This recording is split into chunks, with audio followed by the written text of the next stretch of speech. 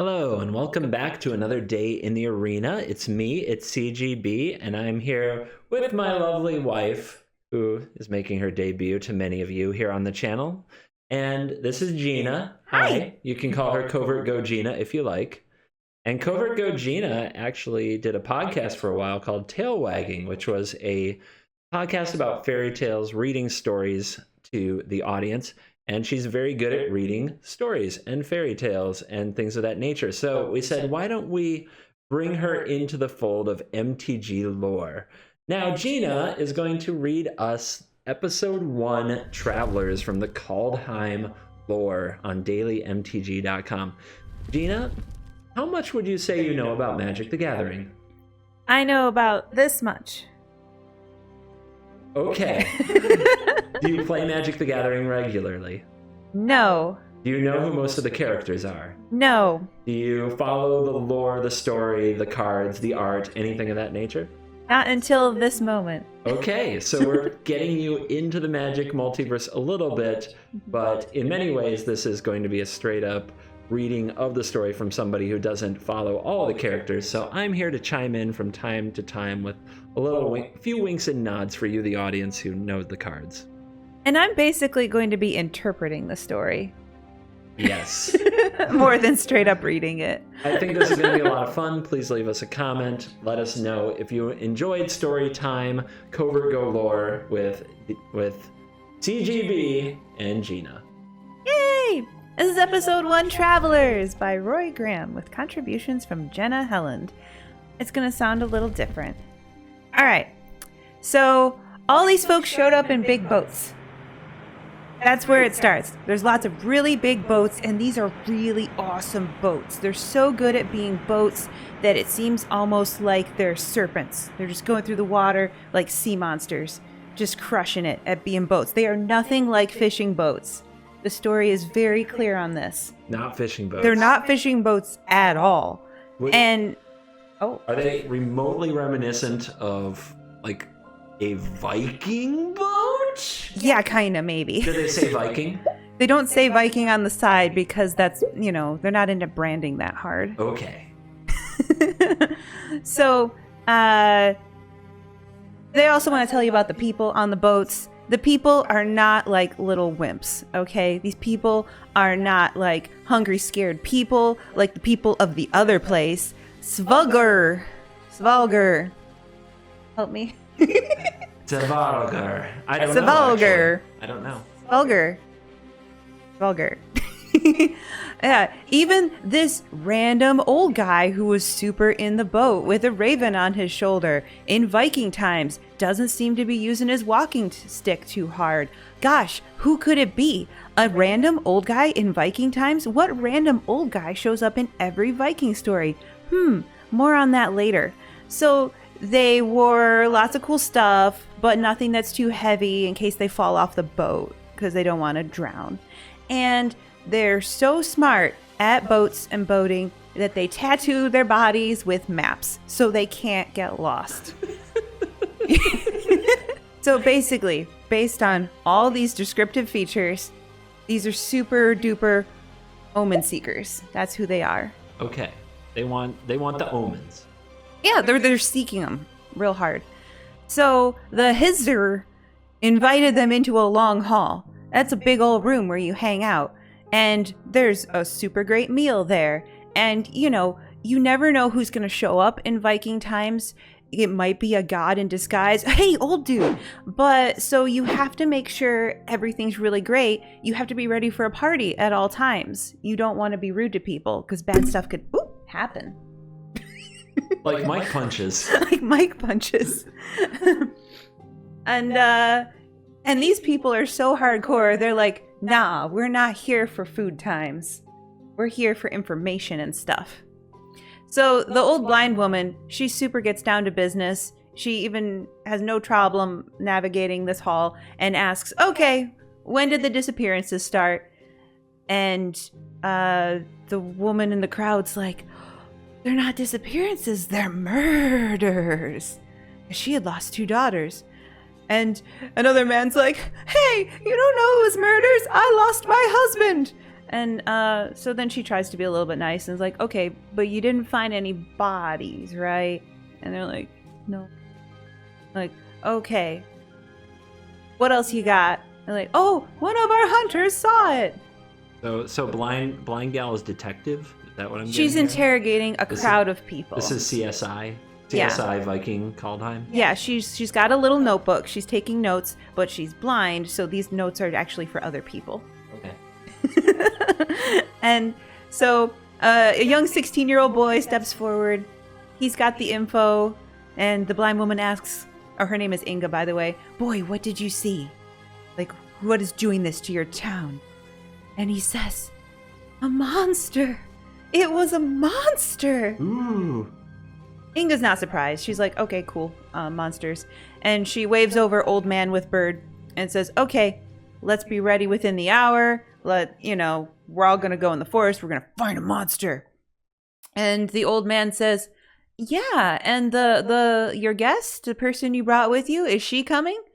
And the villagers had seen her. She's wearing strange clothing, and she's hanging out by the ship. She didn't come up to the food party. And they're like, oh, yeah, Kaya? Yeah, that one? Yeah, this is all her idea. She's super on board with the hunting party. It's going to be great. It's going to be a good time.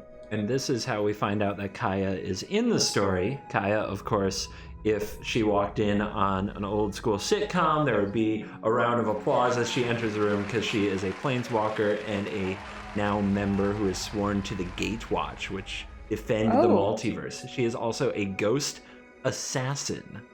I got some vibes from that reading the story. So, yeah, this was her whole idea. You got to journey into the wilderness, slay the terrible beast that's been eating up townsfolk. It's a Tuesday. It's the thing that heroes do, and she guesses she's a hero now, so she's got to do hero stuff. And she also likes getting paid for hero stuff. She's really on board with that. She wished she knew who was paying her. I guess it's anonymous, and so that's mysterious. But she didn't expect all this to be, so wild. She's kind of used to walking on roads and things. Okay, so Ravnica is where she is from. And Okay. Ravnica is a city plane. The entire planet is one city. So she's not used to woods. No, she's not country girl. So she is out of her element. Kind of like those Hallmark Christmas movies where the city girl goes to the country and learns the meaning of Big Christmas. city girl. So this is now a Hallmark movie. Go So on. she gets out her phone and she checks for Wi-Fi and realizes she can't find any. And she's like, oh man, I'm not in the city anymore. This is not actually part of the story, but yes.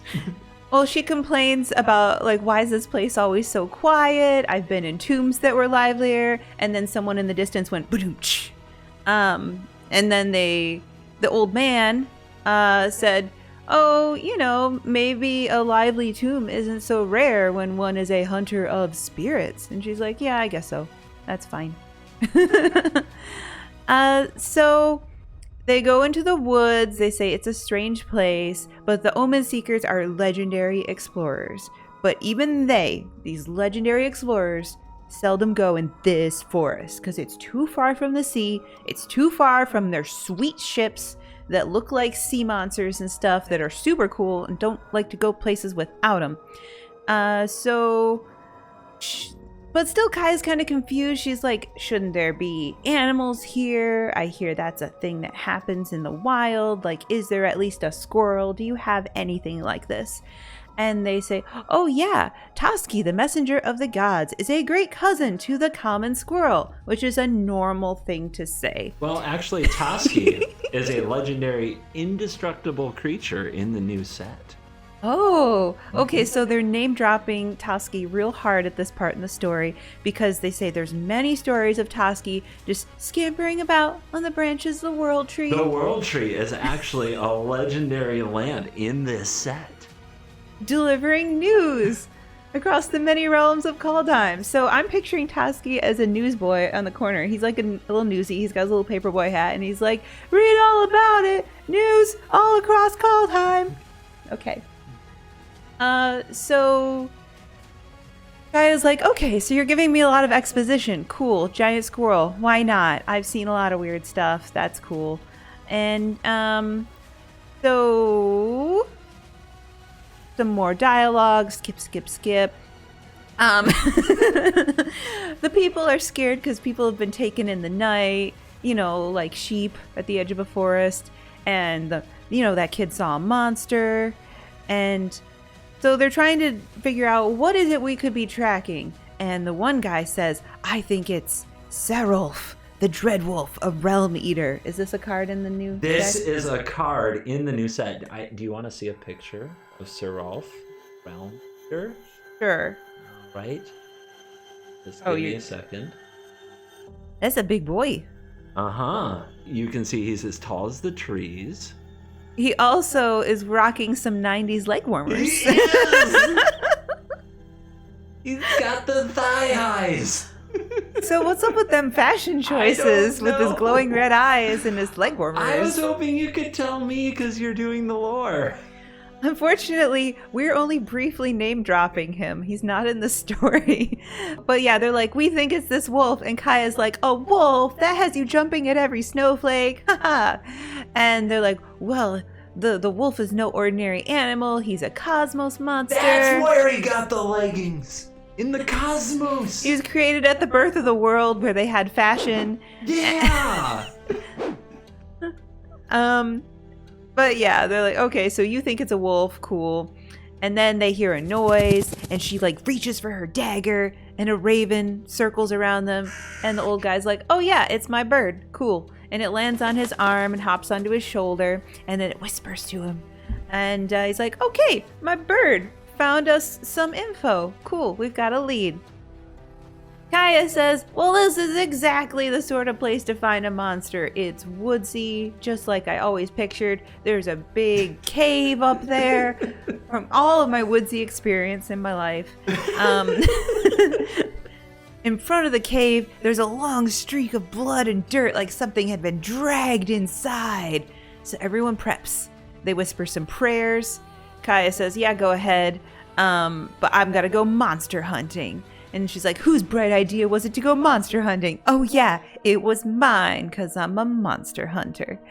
And Inga says, oh, are you ready? And Kaya's like pretty much born ready.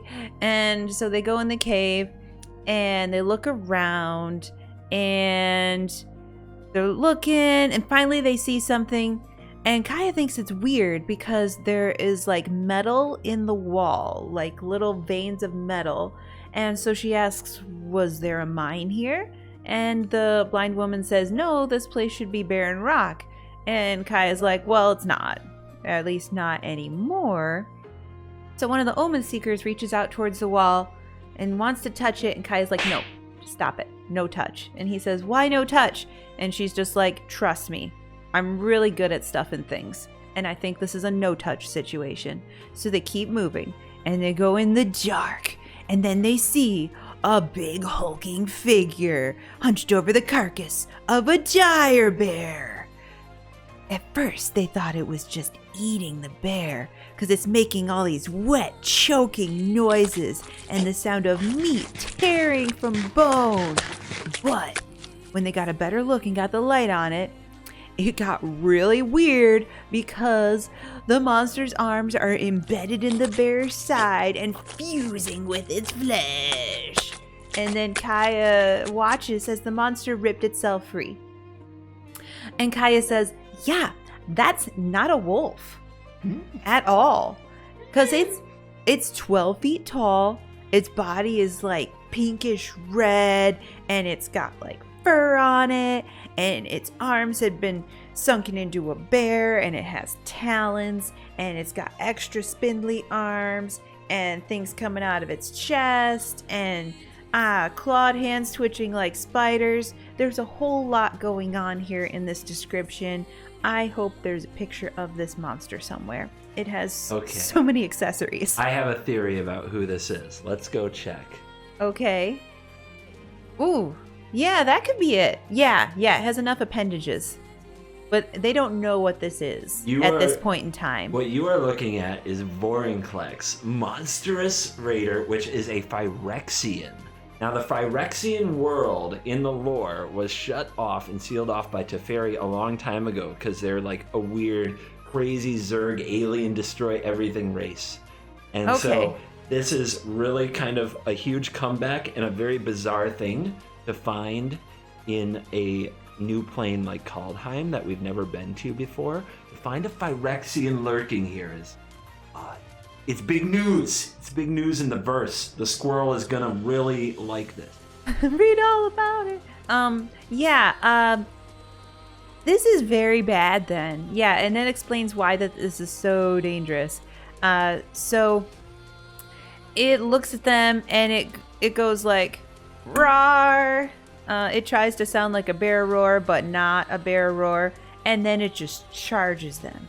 And Gaia jumps out of the way. She's got daggers in her hands. She's so fast. But the Omen Seekers are not so fast. One is stuck under the creature and screaming as the arms sink into his face as though his flesh were water. And then the other one, he's struggling. He's like lifted by one monstrous hand. It's super gross. Everyone's running away. The Omen Seekers, they're not really warriors at heart. They wish they were in their boats a whole lot right now. And Kaya had learned what really drove the Omen Seekers forward. They like exploring and discovering. They're willing to fight. They're not super into this fight. These are not the Vikings I'm used to. It really does say that. Like, they don't like fighting. They like exploring. I'm like, what? Hippie Vikings! Okay. I have to say, there's a line here, so to their credit, none of them turned and ran. Okay, lesser warriors would have fled in terror. They're not running, but it's probably not going to do them a lot of good. So they start like jabbing at it with spears, like yay, arr. And they're trying real hard, and Kaya is just screaming, "Don't touch it!" And then she noticed, even though we're like putting some gashes and getting some hurt on this creature, it is automatically healing every time. The wounds are just sealing right up, and that's really, really distressing. And she realizes, I gotta cut a lot deeper with my daggers. This is not working.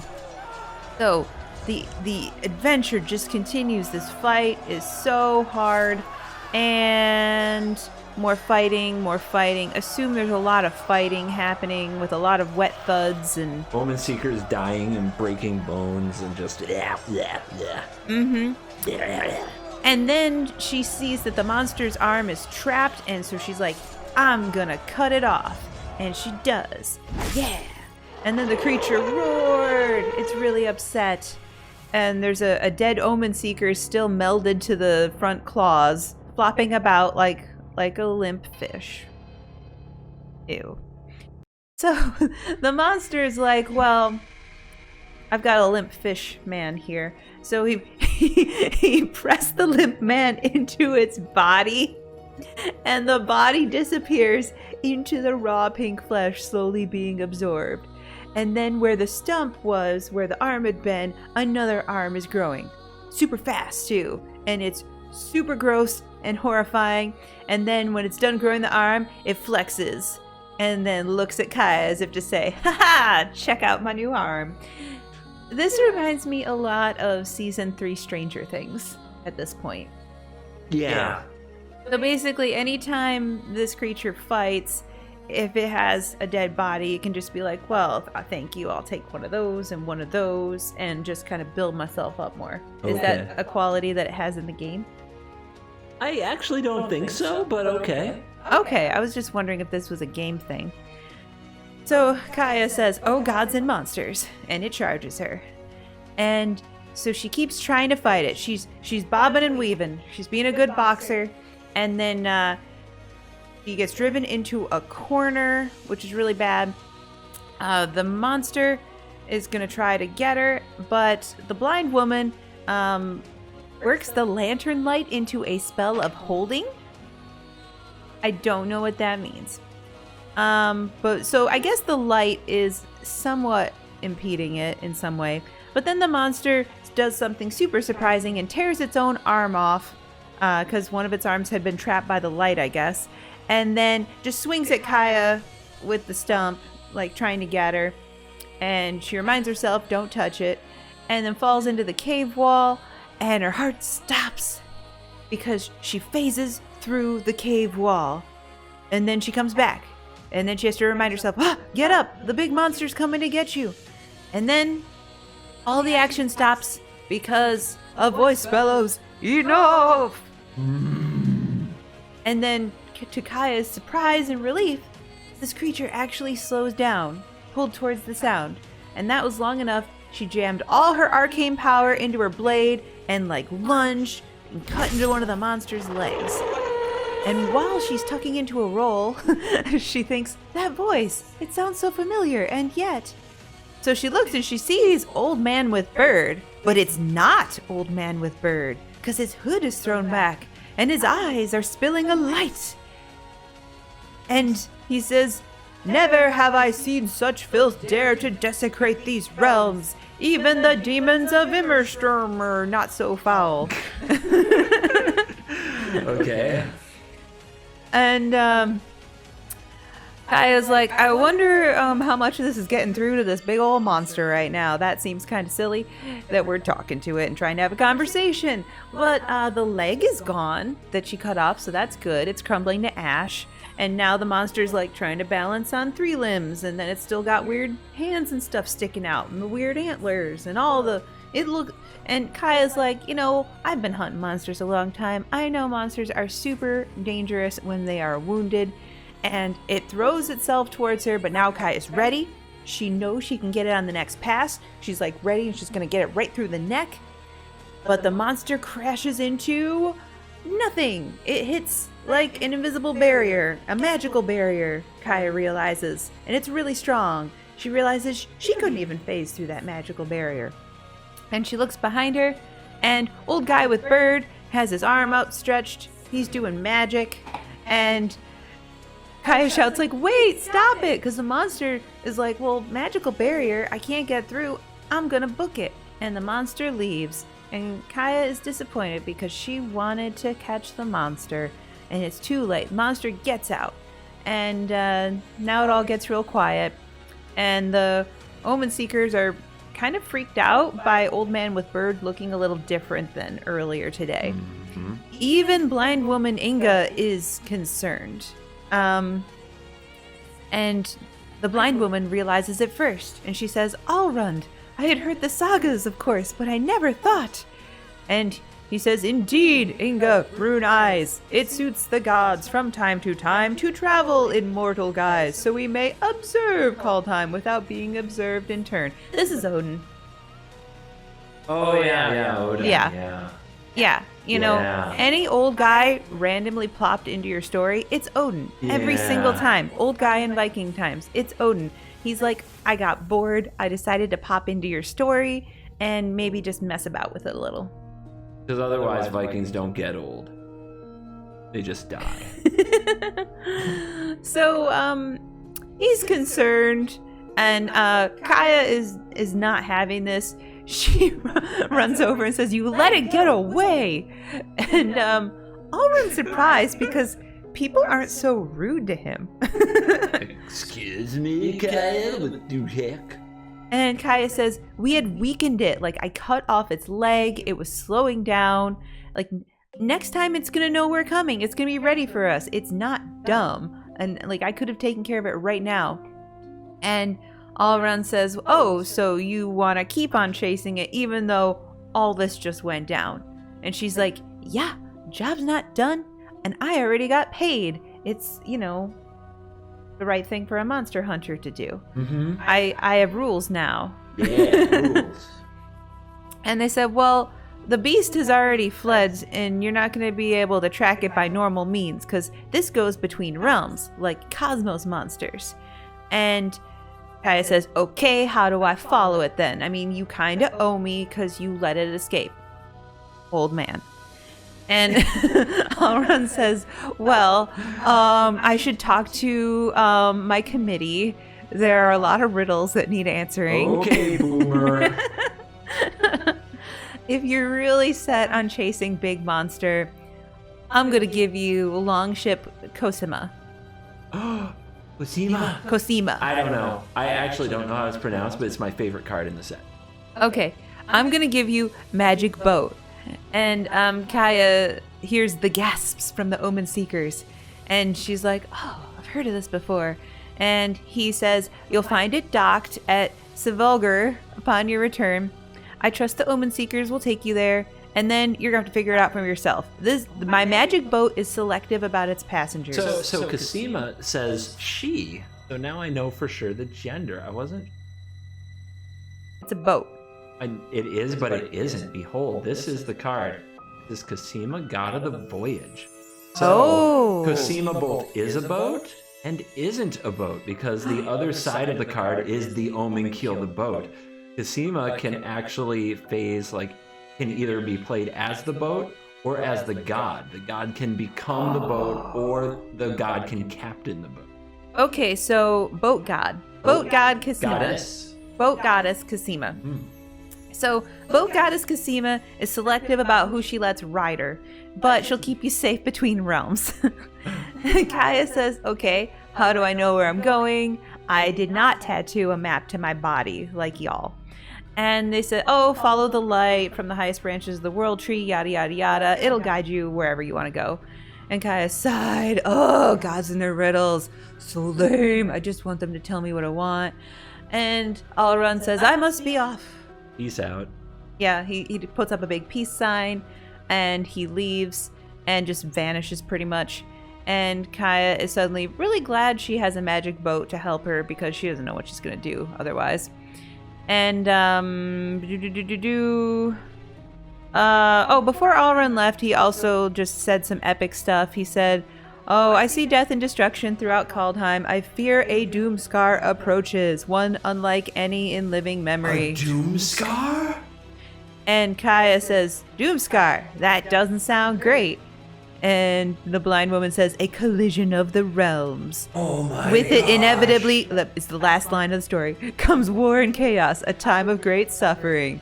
Kaya says, perfect, hunt a monster, save some townsfolk. Nothing. It's so, yeah, great. Go ahead. Show me what you want to show me. It's the Doomscar.